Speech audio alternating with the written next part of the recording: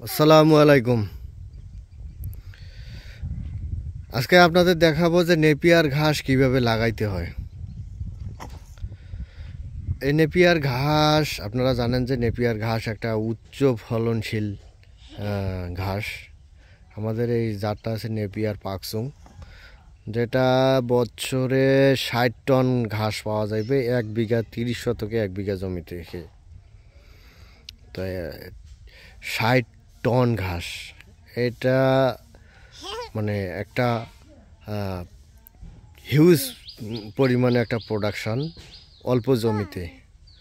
তো এইটা আপনি তখনই পাইবেন যদি এই ঘাসটা আপনারা ঠিক মতন রোপণ করেন, তাহলে আপনারা ঘাসের যে ফলনটা এটা পাইবেন।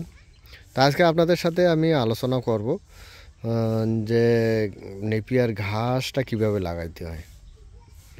তো নেপিয়ার ঘাসটা লাগানোর আগে জমিটা অবশ্যই সুন্দরভাবে চাষ করে নেবেন। আর জমিটা চাষ করার আগে অবশ্যই আপনাদের জমি যদি উঁচু নিচু থাকে তাহলে অবশ্যই এটা সমান করে নেবেন।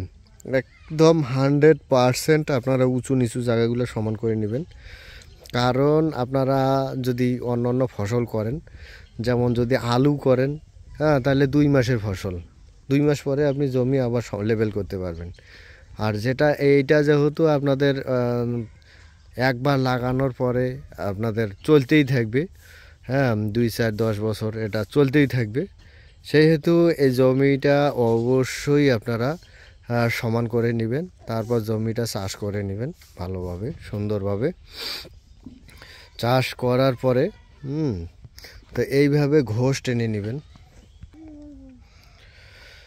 জমিটা ভালোভাবে চাষ করার পরে এই জমিটা আপনারা চতুর্পাশ দিয়ে আপনারা 2 ফুট করে 2 ফুট করে ঘোষ টানে নেবেন, যেটা পাটার সুতুলি দিয়ে এইভাবে চতুর্পাশ দিয়ে ঘোষ টেনে নেবেন। চতুর্পাশে 2 ফুট করে ঘোষ টানবেন। 2 দিকে ঘোষ টানার পরে যে সেন্টার পয়েন্টে যে জায়গাটা থাকবে, এই দেখেন, সেন্টারে আপনাদের ঘাসের কাটিং 2টা কাটিং 2 পাশ দিয়ে ঢুকাই দিবেন। এই যে একটা এইভাবে দিলেন, পরে আর একটা এইভাবে, তাহলে 2টা কাটিং একটা সেন্টার পয়েন্টে একটা করে 2টা কাটিং, একটা সেন্টারে 2টা কাটিং দিলে আপনাদের ঘাসের থোপটা বড় হইবে, তাড়াতাড়ি থোপটা বড় হইবে, ফলনটা আপনারা দ্রুত পাইবেন। একটা কাটিং করেও দেওয়া যায়, যদি আপনাদের কাটিংয়ের স্বল্পতা থাকে তাহলে একটা করে কাটিং দিতে পারেন।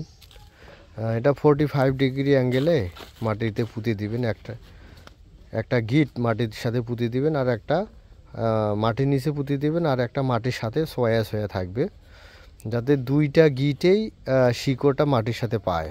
এই যে 45 ডিগ্রি অ্যাঙ্গেলে 2টা কাটিং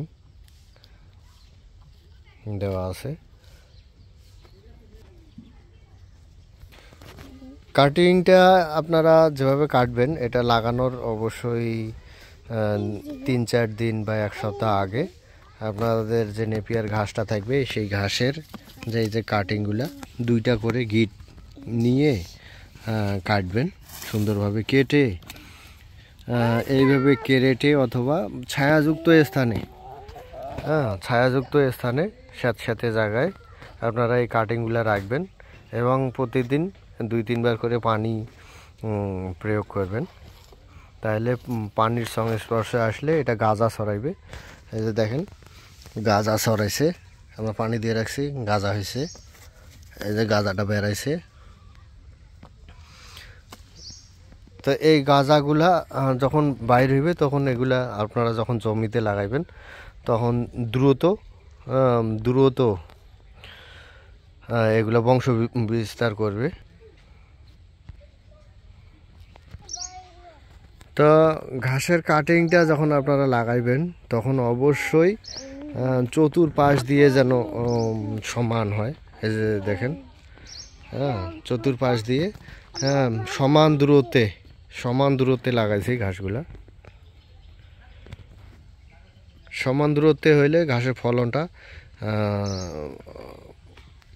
অনেক বেশি হইবে। আর যদি এলোমেলো করে লাগান তাও ঘাস হইবে, কিন্তু আশানুরূপ ফল হইবে না। কারণ আছে যে কোথাও ঘাসের কাটিং লাগাইবেন, কোথাও লাগাইবেন না, কোথাও ঘাস থাকবে, কোথাও থাকবে না, এতে করে ফলনটা একটু হইলেও কম হইবে।